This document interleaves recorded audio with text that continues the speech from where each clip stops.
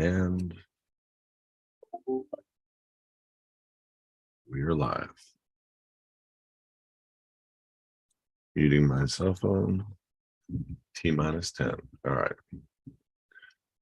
First and foremost, we do a Q&A at HISadvocates.org, which is a question and answer pertaining specifically to our Living in the Private program for new members and for existing members.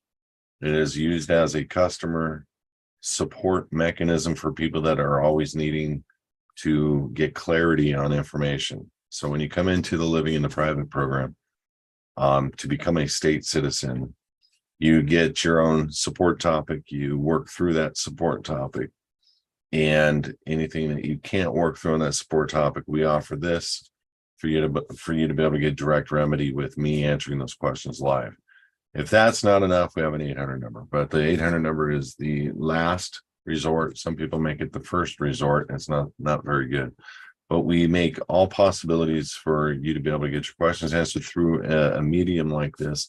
It really is helpful for a lot of people because becoming a state citizen is pretty neat. There's a lot of people that are investigating it right now and they're confused. And I want to address that just a bit before we get into the questions, because this is an important topic. You will bet dime for dollar that the structures that are out there, the powers to be, if you will, have created systems and marketing, if you will, behind these systems through pretend all kinds of things, gurus, judges, different elements of trying to bring forward a factual basis of a narrative that is not true.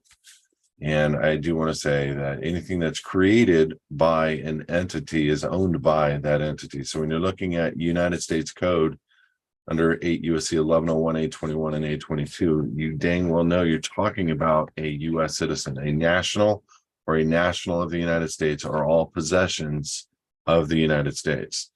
Without getting too specific into that, it's important to understand that the Supreme Court has already ruled on state citizenship hundreds of times. They don't rule on nationals or nationals of the United States. It's not a supported thing. There's not a thing called state national in law. There's not a thing called American national. There's a national, that's a person that owes allegiance to a state. But when you look at that, it is a artificial person that you're holding an office to, holding allegiance to, and click on that word state on Cornell law, and you'll find it's one of the possessions of the United States. It doesn't list the 50 several states of the Union. So they try to trick you. And this is why you need a guide and hand-holding. And this is why we are a self-supporting ministry. We're not a church, if you will, that charges a tithe or does a tithing process with our members. Our members pay us for knowledge and support and help, and that's what we're here for. I wish we did have a body of believers that could give on a regular basis and support the vast many people that can't afford a service. But I'm going to tell you right now,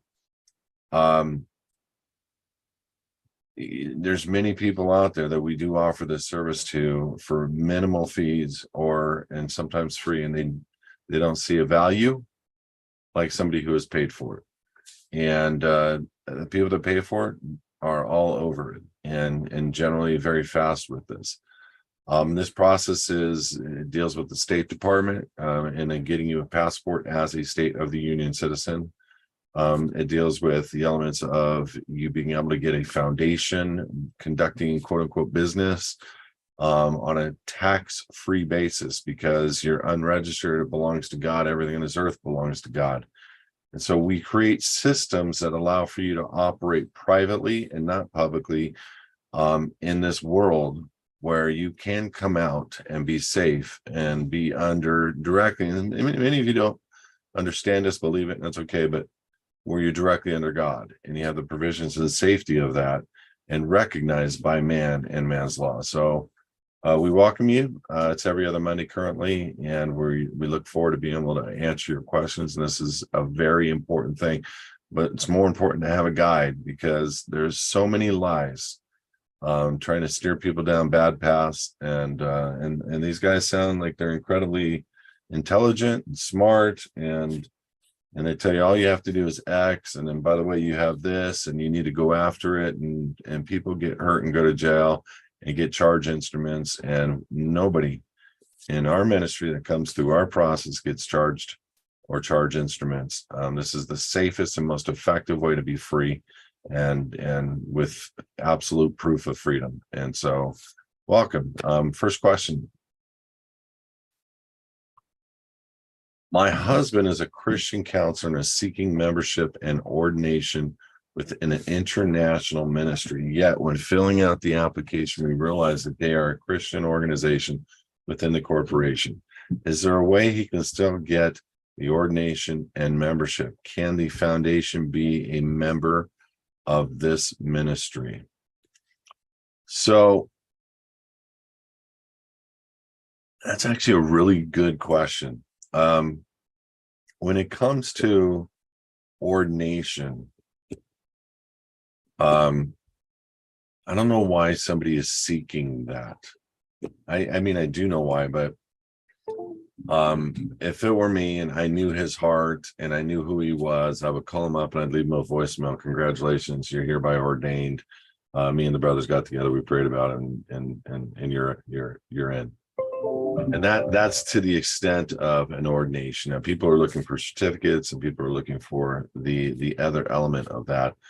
But because it is a 501c3, and people don't understand what a 501c3 is, meaning the part of the corporation, I'm going to guess it's a 501c3 entity, and that's a church corporation.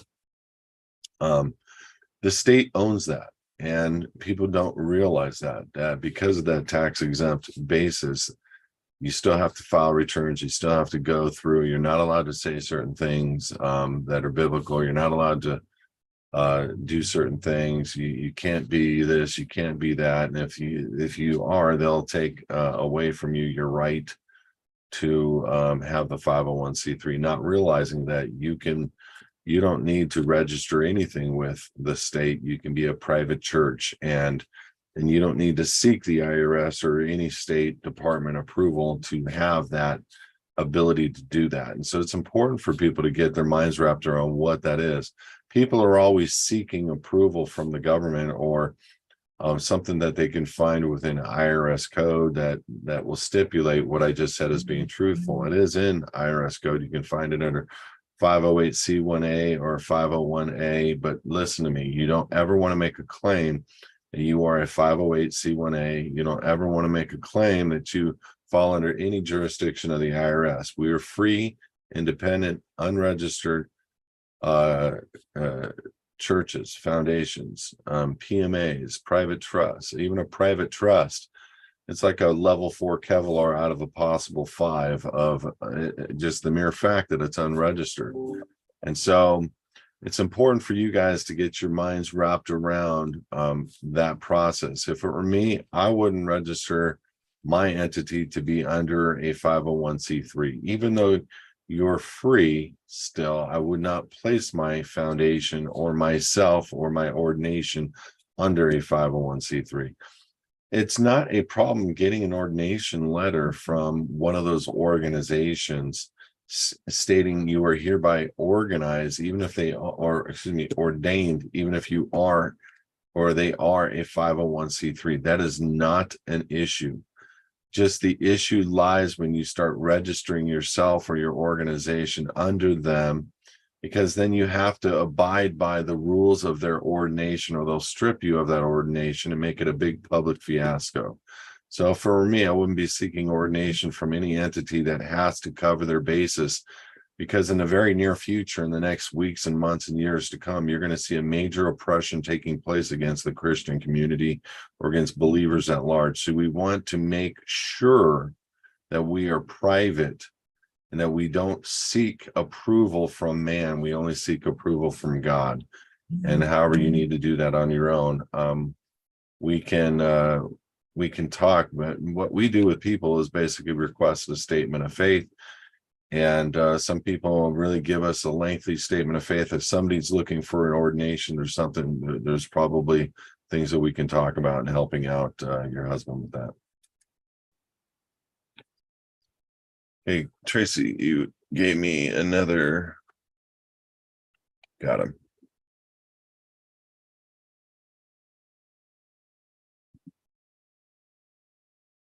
Okay.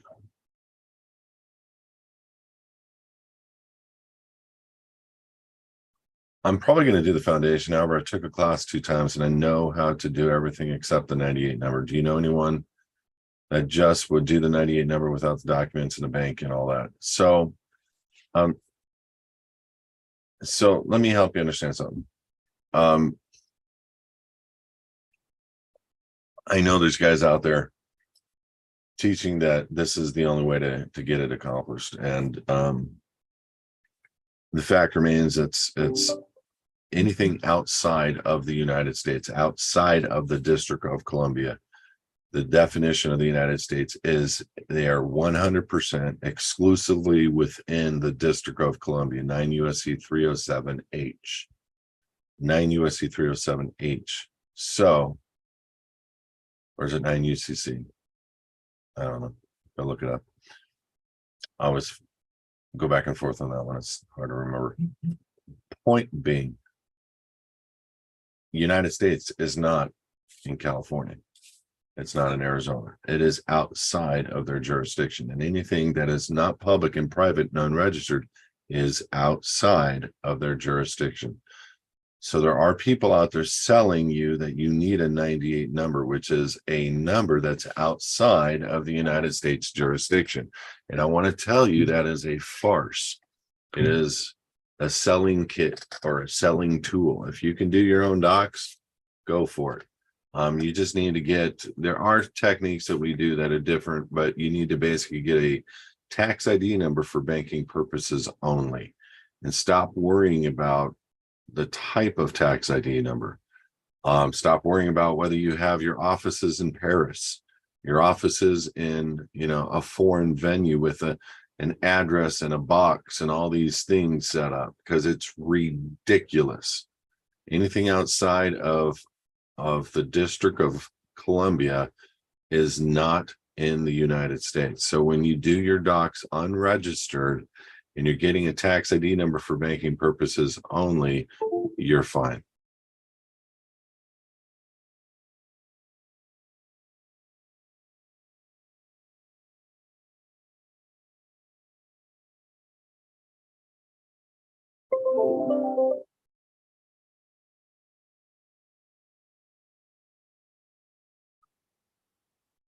I currently am on Social Security, Disability, and Medicare. I also have Medicaid that is secondary from the state that I live in. My question is, do I need to drop Medicaid aside that the state covers, or to do the living in the private? You're first and foremost, this is always, it's an important question that is a misunderstanding for a lot of people. And I can prove in law that the registered organization, the birth certificate, is a corporation. I can prove Uniform Commercial Code 9, registered organization, birth certificate is the Inslegious Trust, the artificial person. It is the U.S. citizen. The birth certificate is the U.S. citizen. It is us that steps in and says, that's us. I'm holding that office. I'm operating that always thinks we're the ones getting the benefits. We're the ones contracted. We're the ones receiving SSA benefits or Medicare benefits. We're not. It's the artificial person. So everything is, how do you contract and delineate yourself as a real man on the contract, and still receiving the benefit, but without receiving the items within the contract to bind you as an employee.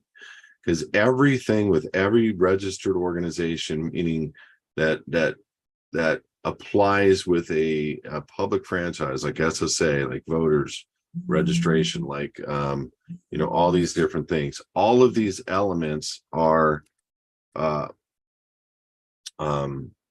you not contracting directly with them. You're actually holding the office of the artificial person, which is contracting directly with them. So you get to keep all of the benefits and you're good to go. But you're just contracting differently. That's it. Give me 1 second. I'll be right back.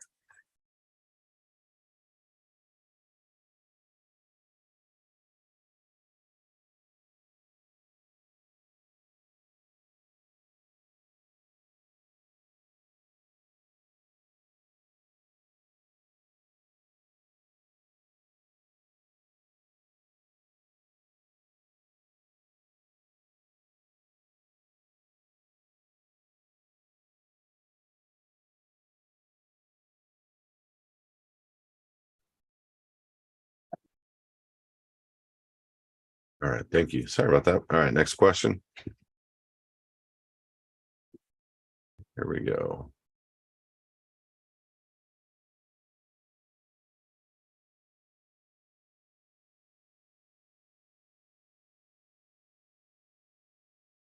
How are people currently participating in the affiliate program or the affiliate portion of the ministry? And just curious, what's the average amount of people make? You know, Chris, it's a good question. We don't, there's 2 levels of affiliates. Excuse me. And we've never pushed it. There's a big, humongous trust issue.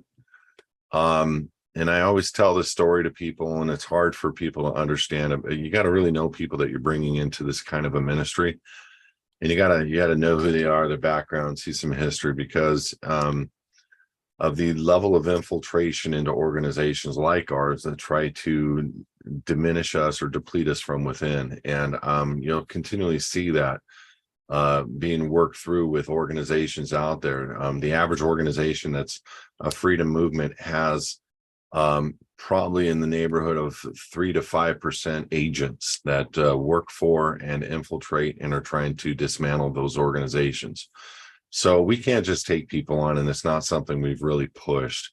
There are people out there that will advertise the affiliate VIP membership link, and there are people that only a few, but we're trying to figure out how do we bring on more affiliates, people that we can trust, and then have a checks and balances so that we know that we're not representing false misrepresentations to people, and that we can keep the checks and balances in place. But if you're interested in a conversation on that, we'll be more than happy to have them with you.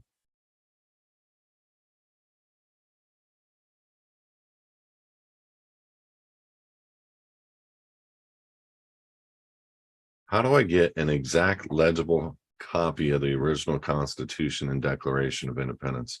I can give you one.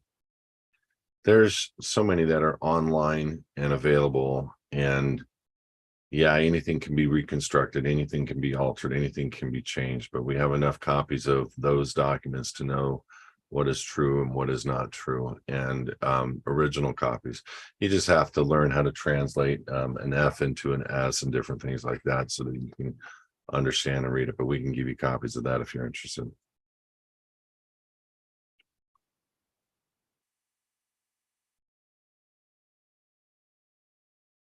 Are there any date timeline PDF showing the years of changes to our Constitution?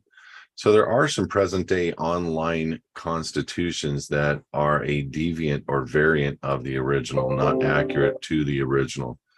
Let me address, I think, the question you're trying to ask. There's people that say there is 2 constitutions in this nation, and there in fact is only one. But what they did was they took the original Constitution in form, and the corporation adopted a certain portion of it, and quite literally on ushouse.gov and one other website, I think it's library.gov, I found where they bracketed the first, I think 10 or 12 amendments to the Constitution, so that they were not dealing with the Bill of Rights, if you will. And so we had the Bill of Rights ratified in 1791. And that was basically the freedoms affirming. Remember, the Constitution isn't for us, it's to restrain them. So we don't have constitutional rights. We have God-given unalienable rights. But what they did is they took the Constitution and they adopted as the corporation only the portion that was made available at that time, but leaving anything that was done from an amendment standpoint on the Bill of Rights off the table. And so it's kind of strange. You'll see the brackets around the numbers on the first 10 or 12, and then from the time the corporation took over in the mid 1700s or mid 1800s, 1867-ish to 1871, the corporation was fully in charge at that time. It was invented in the early 1800s. My opinion, pretty good opinion. I've seen the corporation in lawsuits at the United States Supreme Court level as early as 1806, so it could have been done before. But the point being is the corporation was only put in a place to operate as a form of government to uphold our unalienable rights. But the de jure element of the people stepped down in 1861, and the de facto element of the body of people stepped into the corporation, became corporate officers with corporate interests. And I can go on to a complete breakdown of how it historically happened, and all the way through 32, 33, 34, and 35, which are very important things legislation wise, loss of freedom wise, Trading with the Enemy Act, and now included in 1933 United States citizens, meaning you were the enemy now because you were in an international bankruptcy. House Joint Resolution 192 verifies that, where the United States corporation went bankrupt. And so the point I'm trying to make is the corporation only picked up from the time in which the de jure element left off. So in fact, there is two different constitutions being honored. And then all the while they talk about private citizenship and state of the union citizenship, which has nothing to do with the corporation or anything beyond 1871. So technically a state citizen from a legal or lawful standpoint is protected by the original Constitution, and the United States citizen has no protections of the Bill of Rights or the Constitution. And that is a Supreme Court ruling, meaning the United States citizen is not protected by the Constitution whatsoever. So to answer your question is, yeah, theoretically there's two, but to see time altered events on an original, that's not, you're not going to see that. You're going to see changes to the way people are representing the words and the wordplay within the Constitution, but it's not going to be on the House website. Or house.gov, but there are people out there that pass out misinformation pertaining to what the Constitution actually reads, and it definitely changes the terms of how they are to be protecting us. So I hope I was clear enough to help you through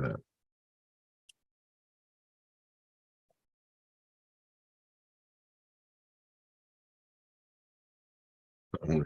Question. Do you believe the church replaced Israel and the Jewish covenant blessings of the Old Testament? Or do you believe the covenant God has with the Jews is still in place? Okay. You're not going to like my answer, but I'm going to be truthful. I believe whoever is in there today in Israel is not the original Hebrew people. Done. Answered your question. Trying to be as truthful as I can. I don't know who they are. I don't know where they came from, but they are not a descendant of the people that were originally there, the original Israeli people. So it makes everything you've asked kind of moot. I do believe that the covenant of God with the Jews is still in place, but I also believe that the whole purpose of Yeshua was to reach out to the Gentile. And then when you start to investigate the words of what these things mean, you would absolutely jaw drop as to what the actual words mean: pagan, Gentile, and different things. So just keep your mind, eyes, and ears open and understand that everything's kind of been turned upside down, but it doesn't matter. The eighth covenant from God is sufficient to cover everything for anybody that's here on this earth that wants to participate in it. And do I believe God loves his people? Absolutely. But there's also Old Testament scripture that says God hates his people, and speaking specifically about Israel because they were in a fallen state. And so do with all that what you will.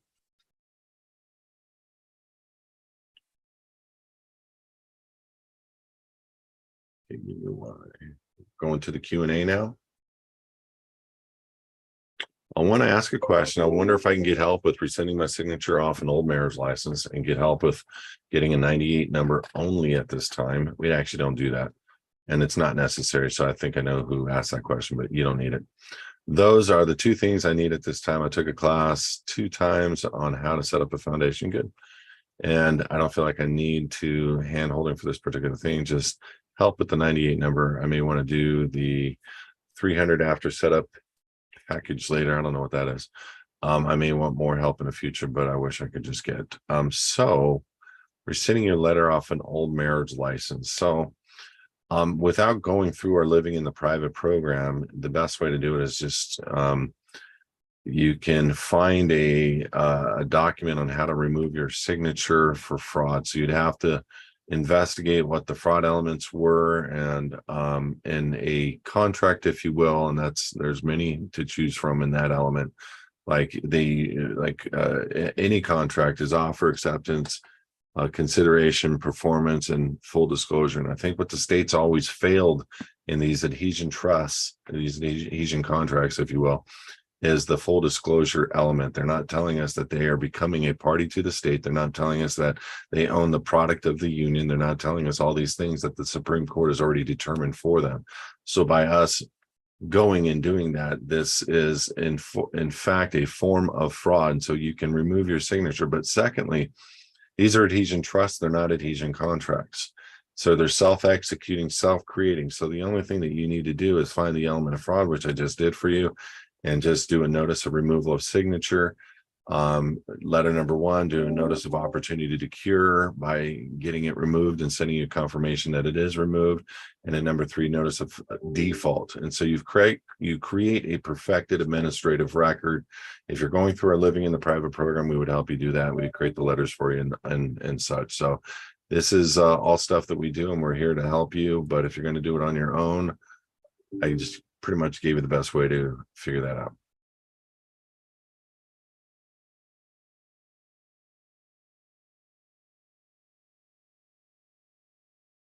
It goes with the second part of the question. Tracy would help you on cost and anything in that such.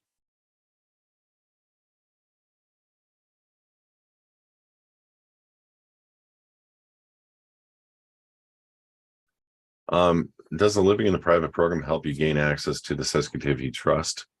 So I'm presuming you mean access to the funds that are associated to your birth bond account, and it actually puts you in proper position. But no, we do not help people to do that, and it's because it's not coming out. You're absolutely partaking in the elements of Babylon at that point. My opinion. There are people with other opinions, and I don't mean to offend anybody by saying that, but no, we do not help people gain access to their birth bond accounts.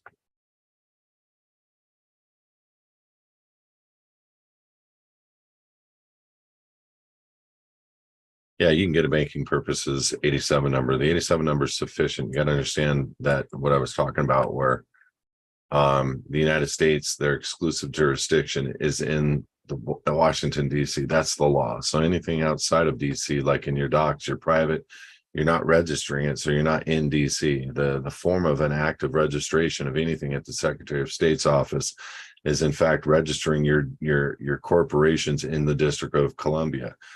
By the fact that you keep it private with a non, and this is how we do it, we're not using zip codes within our docs. We're being private, unregistered, and we do use an address, but we're not recognizing the zone improvement plan within our docs. Therefore, we're on the land, and we're not. And this sounds like it doesn't give a lot of credence, but I'm telling you, the zone improvement plan is on federal territory, and this is why we do this, and this is why we take that approach. So you're fine with any form of a number outside of DC where you register, and this is why you probably don't know how to properly effect and create a foundation the way that we would do it. But I'll tell you this, and I'm not trying to offend you at all, trust me, because you probably can create it, but it's the structure, what you say on the docs, it allows for potential jurisdictional challenges down the road, and not saying it's an absolute because they're private. So who's going to see your docs?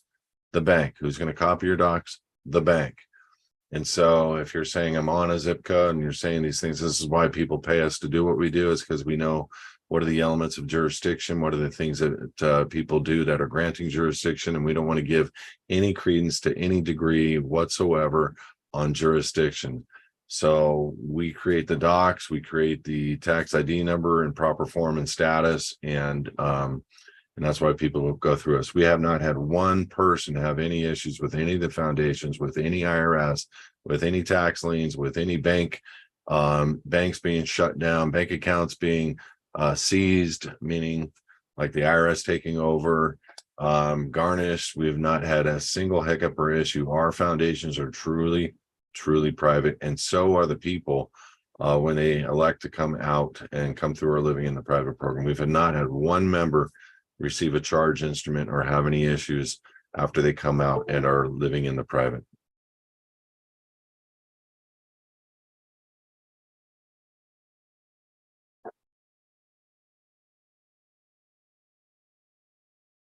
I may have to ask you to read. Yeah, I may have to ask you to read address this question. What is a charitable professional address, and can use our professional address, receive all of our mail under our living name or trust name or other name? I don't really understand your question. What is a charitable professional address, and can our professional address receive all of our mail under our living name? So I think I get what you're asking. So when you number one, this is a big question. Why do we not want to receive personal mail? And I've addressed this over and over. And I've got plenty of correspondence that you can watch or video addressing this. You do not want to receive personal mail. I don't care in what form, what address, what UPS store, USPS store, it doesn't matter, home, friend's home. You never want to receive personal mail, because that's how they gain jurisdiction. That says you're holding the office, you're doing functions of holding that artificial person, because whether you want to believe it or not, you don't own that name.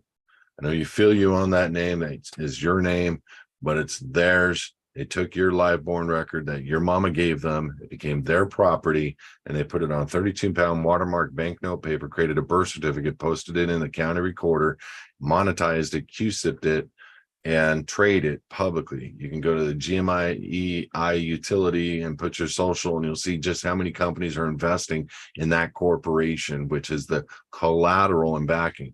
So you don't want to use that name, because that's how they gain jurisdiction over the person, because you're holding the office receiving personal mail. You never want to receive personal mail.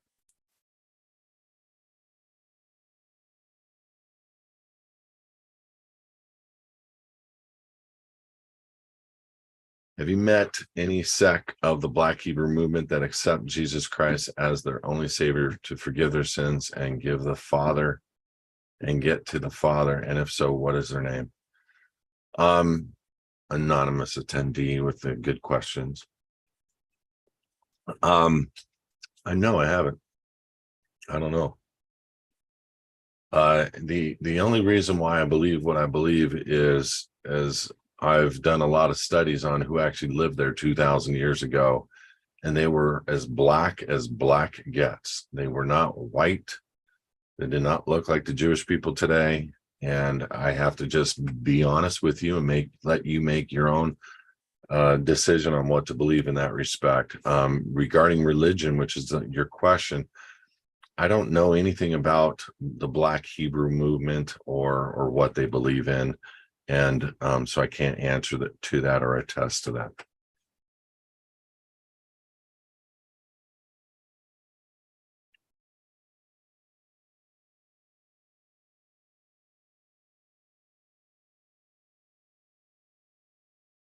Are private mailboxes useful for all things private and trust? Can we combine them? Private and trust. You can receive mail in any name you wish, just not the registered organization name. It doesn't matter where the mail is coming from, so long as it's in care of the foundation or business name or just not your name. Can I post a video on your research, several videos on the research of the Black Hebrews in Israel? The most profound one was a Discovery Channel show, and it wasn't about Jesus. It wasn't about Christianity. It wasn't even about proving what I'm about to tell you. They had no idea what they had discovered and found, other than that the Black people on the southeast side of Africa, they had run into a tribe. These were people that were not dark brown. They were, I know I'm not recording, Tracy. I'm not going to record this. It's not a question. They are not and then in fact, I am recording. It's on YouTube, so we're good. But they are basically a film crew went out, and this was a body of people that were very reserved, very quiet. The film crew gained access, and then they started saying their history, their background. They weren't even trying to discover who they were, other than, how long have you been living there? How long do you know? And do you know your ancestors? And just trying to have a conversation with this indigenous tribe on the east coast of Africa. After they had spent days with them, they started telling them that they were the descendants of the Levites, and the Levites were the overseers of the Israel's church and government. And basically what blew my mind was this modern day black as black gets culture, who had made a claim to being from the original Levites. And they told the story where they escaped in the Roman takeover of Jerusalem and the burning down of the temple. They escaped in that period and came down by boat and settled in South Africa. Well, they brought with them all the gold implements. And so what blew my mind is these men who were broke on dirt, completely private, completely aside from, I'm sure they understand wealth, I'm sure they understand gold. They broke out after days of doing this interview. They broke out the implements that were passed down from their forefathers, and they had all these gold, solid gold implements that were worth millions of dollars in just gold value, and that they could have traded in and had the extreme wealth and on their land. But they were so held tight to these implements that maybe they might return one day and might have a need for the use of the implements. But they were a direct line of the Levites. And so the people that were creating this show said, do you mind if we take your blood and do a test where you are from? And their blood came back 99.999% from Israel, from the specific period of 0 AD, which blew my mind. And so I went from that show and started studying more on that, and you'll find more and more and more stuff. Point is, Yeshua was black. Isn't that interesting? He wasn't this white bearded or gray bearded or blonde haired white man. That was Angelo. What's his name? Yeah, what's that? Who's that? Da Vinci. Supposedly the guy that's Jesus that Da Vinci painted was his gay lover. Supposedly. I don't know whether that's true or not. So the people that the church used today, what's that? Caesar Borgia. You even know his name? Really? You know his name? So the point being is that the church created the Christ image that much of us grew up with. So I remember going over to a black friend's house, and here, this is you got to understand something. I was just starting to wake up. This is 2012.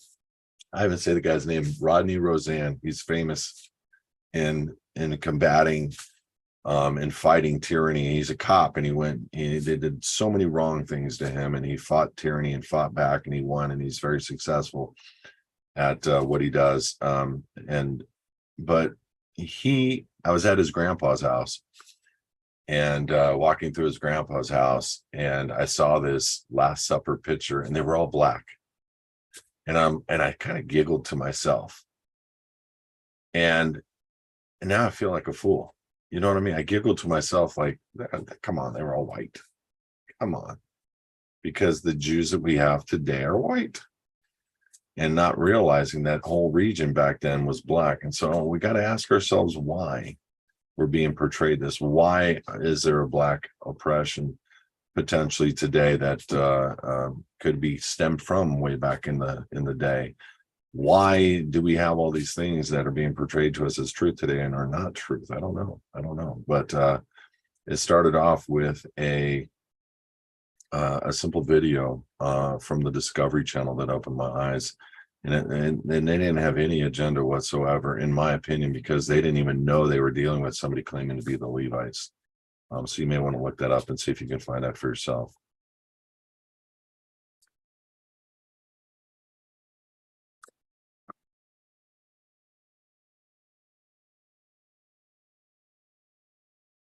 When you say keep your ROs, registered organizations, driver's license, do you renew it at all, or just keep it up after revoking your adhesion trust with the state DMV?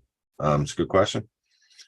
So a lot of people don't really understand how you're able to keep a license and pull your signature off of it. And the reason is there's two elements that are at stake here. And there's one, and on our DMV docs that we give you, you can absolutely, you'll understand, because we give the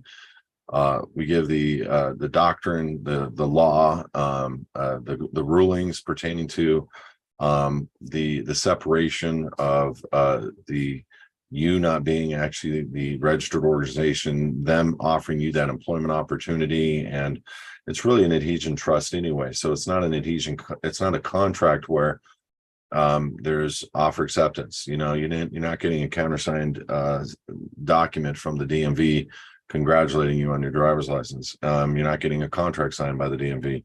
So it really is a self-executing adhesion trust. So what we do is we make the separation of you as being the trustee of that trust up front through and through an administrative process, and creating the new contract. We pull the living man signature off the agreement for them as the office holder or trustee of that trust.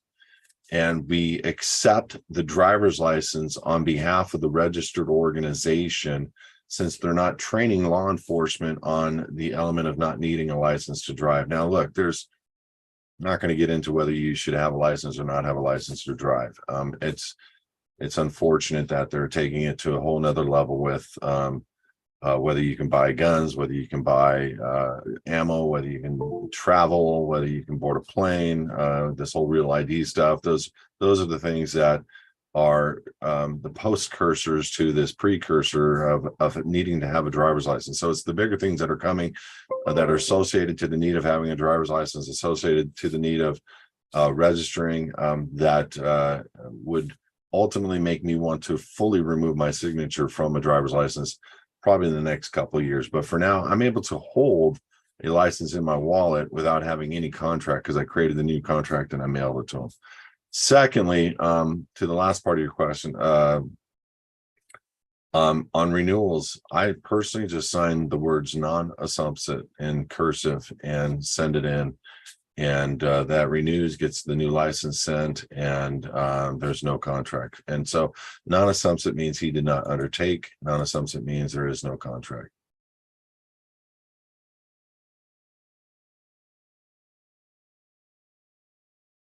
I already have a UPS type mailbox, but I set it up before I knew this. So could I sign the way said? Can it still be converted for receiving foundation mail, or is it better to give up that box entirely? No. You're in the program. If you're in the living in the private program, you just simply contact Rob, ask him for a 1583 with instructions on how to have them add the new 1583 to your account, and you can receive mail in the name of your foundation all that on to the existing box.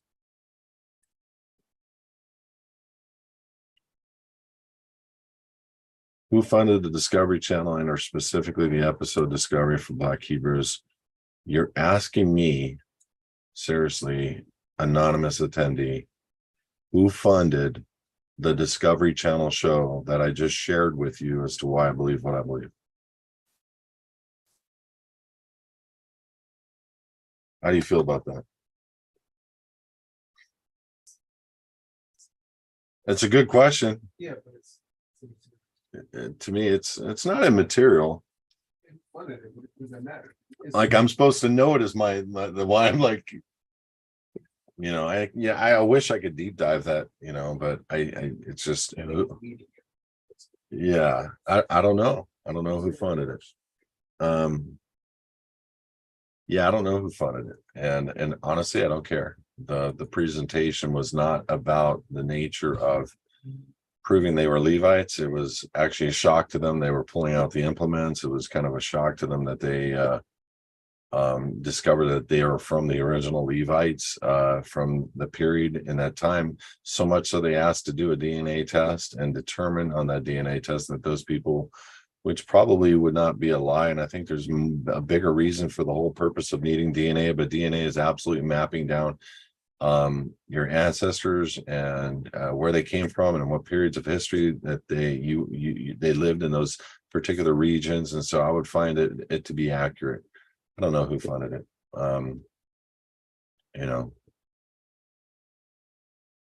Yeah, I don't know what to say on that. All right. Any other questions?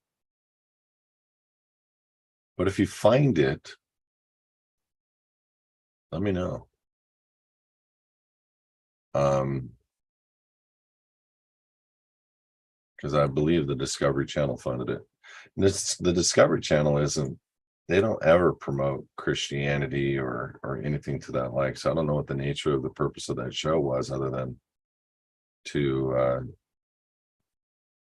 try to find out who these people were, because they were still indigenous. What blew my mind, honestly, was these people were broke, dirty, on dirt, with millions of dollars worth of gold. And their heritage and history and bloodline, and what they believed in was more important to them than to sell one of the spoons that was probably weighted out at 3 to 4 pounds, big spoon, and worth hundreds of thousands of dollars, just on the fact that it came from the period of 2,000 years ago. So it blew my mind. So who knows? But either way, thank you guys for joining us. We're going to do the VIP show in about an hour and 10 minutes. So I'm going to send out some information for you to be able to link up to that. And God bless you. And we'll see you in. Wait, LB, there was one more question you missed. I didn't miss. Did you skip it on purpose? What question was it? It was number 5. Chris had a 5th question. Oh, I didn't copy that one. Okay. Oh, I see. I copied it out of Wire, but it didn't copy that one. Okay. I'll answer it. Are there any wild card crypto that you're looking into, and why?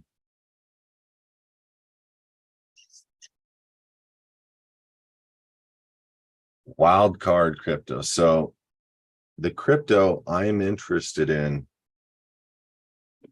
I think you have to, it's a long shot, but you have to take a look at it. There's a few, but this one is called BSV. It's taken a brutal beating, it's like most cryptos. But BSV is what Bitcoin is truly supposed to be. So it could be a big deal at some point. Also, oh goodness, you're asking me to throw down. Let me open a file real quick. I don't sit there and look at this stuff every day anymore.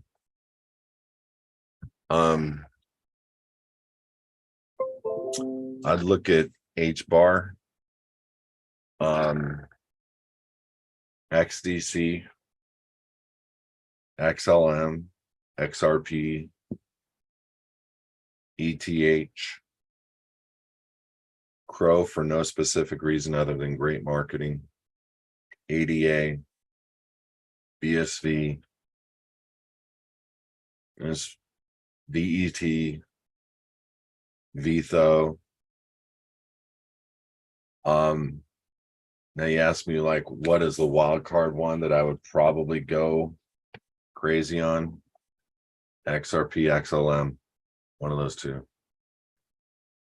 XLM is so cheap right now, it's ridiculous. It's 9 cents.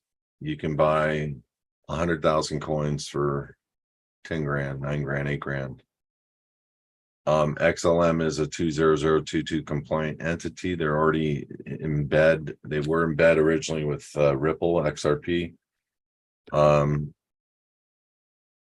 If I were to have somebody pay me in a currency, it would be XRP. I just am very bold on it. I just know what they have, and I know what it's going to be. There's no wild card about it. I don't know what the wild card question means exactly, other than what crypto could go through the roof. I know XLM is going to go through the roof at some point. They're going to have a huge valuation soon, because you just have to look at who the World Economic Forum, the IMF, who these people, these corporations are saying they're lining themselves up with. There's 6 coins they list, and I've given you, I think, all of them right now to consider. Those are coins that have a use case for their purposes and are compliant to the 20022 compliant structure and system, so everything can be managed by the world order. And so what are the use cases of these coins, and how do they help the world order is what you need to be considering. And what are their contracts, and who is on their team, and how well have they done in this short term,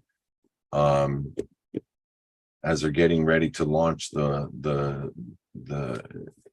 takeover of all fiat currencies. Fiat currencies are, and I'll talk about this tonight on the VIP show, but the fiat currencies are well underway since November 1 of 2022 around the world, being sucked into the digital currency realm. So you're going to see a bunch of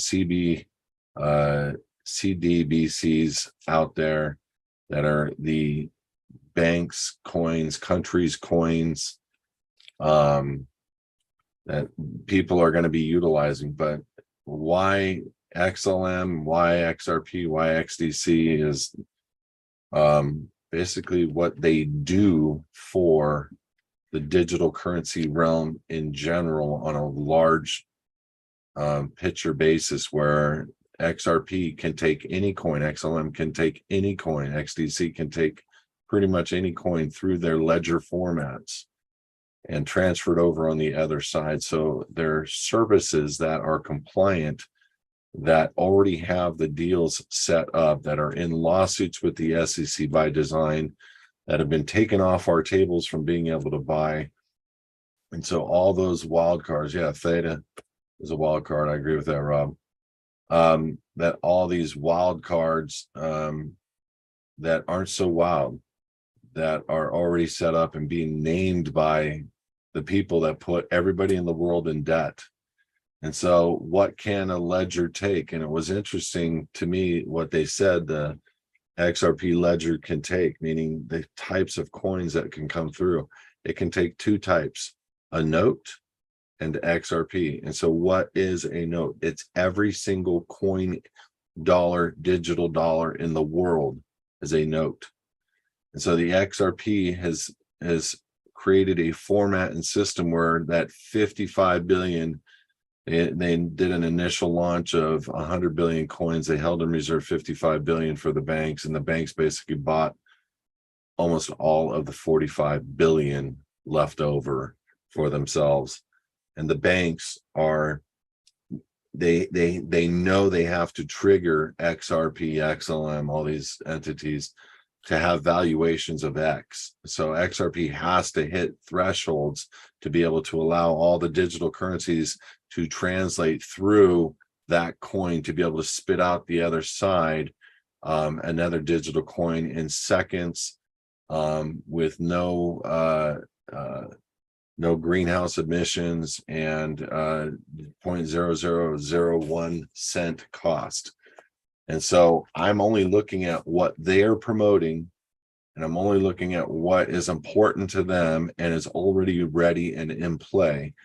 And you can buy XRP if you only spent, if you only bought a couple thousand coins, you would probably have enough to retire on the other side of this, whether it's 3 years, 5 years, what have you.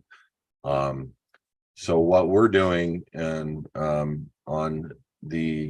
for VIP members that are coming through our program, is going to be teaching them all how, from a security standpoint, how to wash their currency legally. I mean, I know it's a term that sounds illegal, but it's not.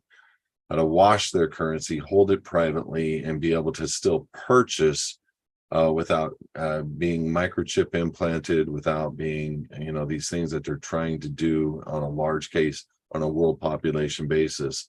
We're going to be operating in the private as a private bank and still being able to purchase things, gold, silver, cash, cars, houses, you name it, with on the other side with these cryptos.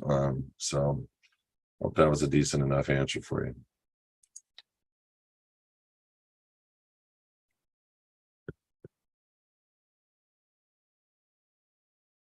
Where do we get the printout to renew our DMV license to mail in?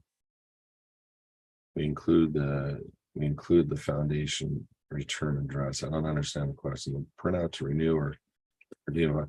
They should mail you a DMV. They should be mailing you a license renewal form, and when you mail it in, you can always put your return address as being care of the foundation.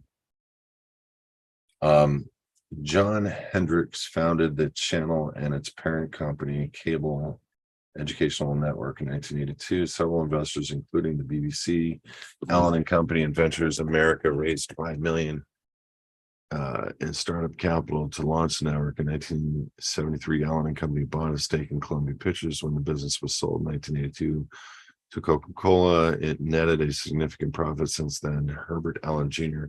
has had a place on Coca-Cola's board of directors since its founding in 1982. Allen and Company Sun conferences regularly drawn a high-profile attendance, such as Bill Gates, Warren. What is that for? Oh, let's scroll down. Oh, it's one of the 10 underwriters for Google's initial public offering. Okay, Allen was sold advisor to Activision. Who is that guy?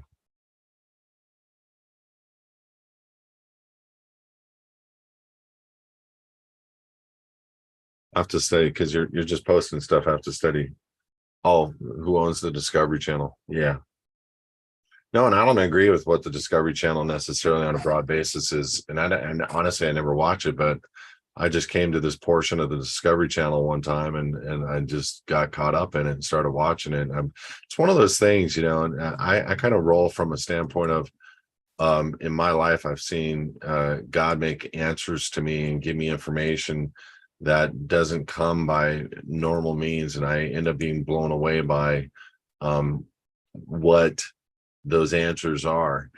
And so I look, I learn, I listen, and I would just suggest that we all do our research on that claim of the Discovery Channel. But I will bet dime for dollar that what I would know to be true first and foremost is that Jesus was not, in fact, a white man with blonde hair. if he came from the Middle East. That's just something that we got to think through and be okay with.